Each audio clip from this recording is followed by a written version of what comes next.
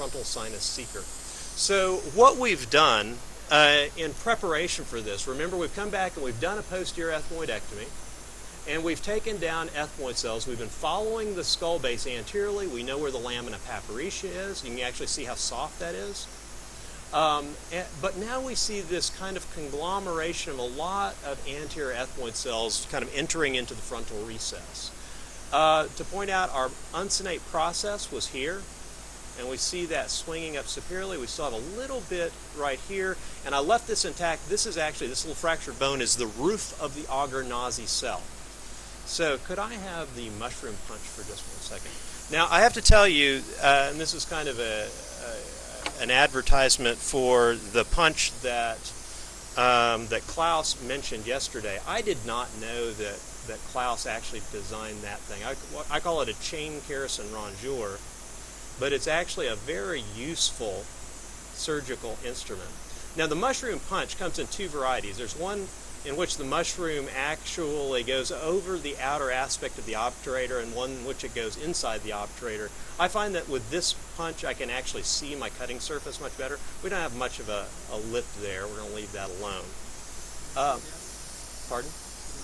Yeah, and then there's a Hosemann Punch, which is a much more powerful instrument. And we will use this in just 1 second, but this is actually a very strong instrument, and it will actually remove bone a little bit better. So we're going to hold off on that for right now. Could I have the hooked end of the frontal sinus seeker? Now I like the hooked end of the frontal sinus seeker. I really like to explore, and we want very good hemostasis, and then we really want to explore each one of these lamella within the frontal recess. So I'm using a 45-degree scope, looking into the frontal recess. Remember, this is the auger nazi cell right here, and we're pulling this down. But this is that classic uncapping the egg maneuver, and I'm sorry about that. Okay. And could I have the mushroom punch? So we'll clear that out.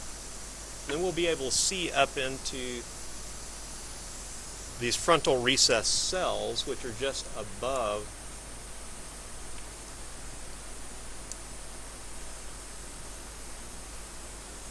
the auger nazi. So we'd like to use through-cutting instruments as much as possible. Sometimes you can carefully use your microdebrider. Okay. Now, one of the other things I want to do is actually kind of explore which one of these openings is our frontal ostium. Could I have the non-hooked end of the frontal sinus probe? So we have some cells out here medially, and we have this cell right here. So we really don't know right now which one of those, from this perspective, is our frontal ostium. Now if we look, could I have the frontal sinus probe? Based on the anatomy that we see from the CT scan, I would say this is the frontal sinus ostium. Okay, so let me have a left-right through-cutting forceps. So what we'd like to do is start opening up these cells, and I usually try to address, that will work. This will work. So these are kind of vertical lamella of bone right now. So what we're going to do is take one cell at a time. We're going to try to very precisely remove these lamella. Could I have the mushroom punch now, please? So I've taken off that vertical lamella. Now switching to the mushroom punch, because that's actually going to orient me a little bit better to remove some more of this frontal recess, or more of that cell. And now we can actually see the posterior wall of the frontal sinus. So now we have kind of an anatomic, or a visual fix on what our target is. But I have an anterior, or front to back biting forceps, please. Now, Klaus made a very important point, and that is that we really want to create a three-dimensional opening. We want to preserve all of this mucosa. Now, the nice thing about the frontal recess is that it's a three-dimensional structure. So we're going to be following the skull base anteriorly into the frontal recess. We want to use our through-cutting instruments. We don't want to strip any mucosa, but using true-cutting instruments, we can actually come through this, actually sequentially, one at a time.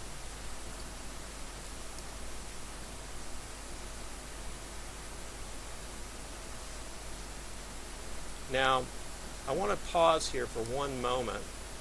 I want all these fragments to point out that our anterior ethmoidal artery is right here. Can you appreciate that? Running from posterolateral to anteromedial. And in this particular case, could I have that image on this?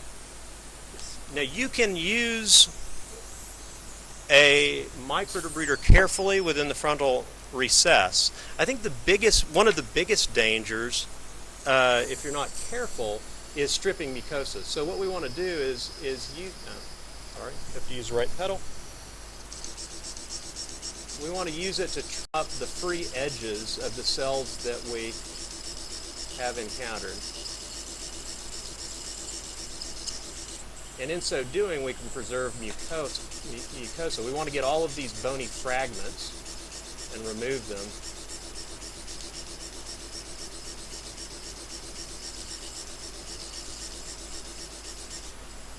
You want to be very gentle with this tissue.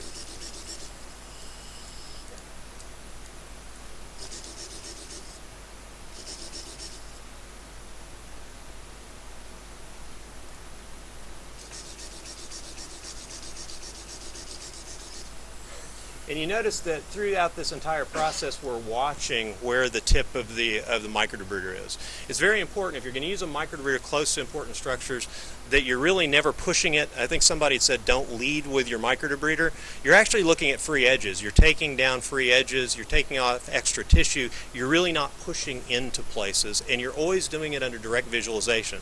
So if we ever get into a situation like this, we really should not use a microdebrider. So if we can actually look at a lamella and very carefully take a lamella down here, that would be more acceptable. I probably wouldn't use it that close to the lamina papyricia, but as an example, just to show you the tip of the instrument. But we don't want to use this blindly because you can cause a lot of damage. Now the rest of this dissection is really a matter of sequentially removing each one of these little lamella. And for this point forward, we're going to predominantly use through-cutting instruments. I like these anterior posterior. These are 45-degree anterior posterior through cutters. You notice that they don't pull down any mucosa. We're starting to see the three-dimensional opening of the frontal recess. Could I have that mushroom punch now, please? And this is where I really like, we might actually use the Hosemann. We can actually start coming anteriorly quite aggressively because we're moving away from the skull base.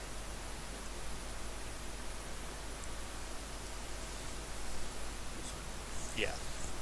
Now the Hosemann punch actually is a much stronger punch. So if we can get this in place, we can actually put this up and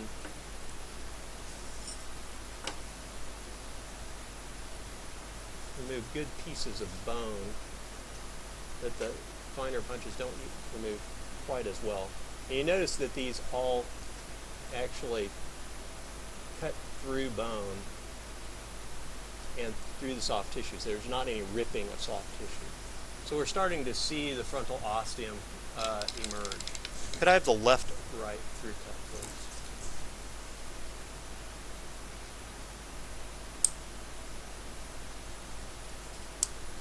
Okay, could I have that Hosemann punch again, please? Tissue. This area out medially is usually an area that will provide you with additional access to the frontal floor. One second. Could I have a 45-degree curette, please? Correct. And don't forget, I think somebody mentioned this a little bit earlier, we can use curettes as well.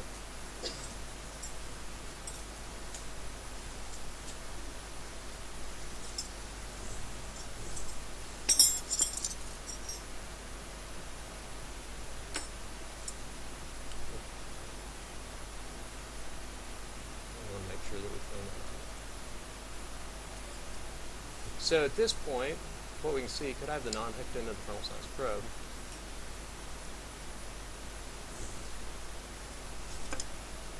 Is our anterior ethmoidal artery. We see this first, and this is actually, some people refer to this as the first fovea, and there's typically an area of skull base just posterior to the frontal ostium before you get to the anterior ethmoidal artery, and then we look into the frontal sinus proper, and we can see that we've preserved mucosa along posterior, medial, and lateral walls, although I think we've lost a little mucosa there. The mucosa is intact throughout the rest. And this is a three-dimensional opening that runs less of a chance of having scarring. So that's where we'll end, and everybody can go off and seek their own frontal ostia.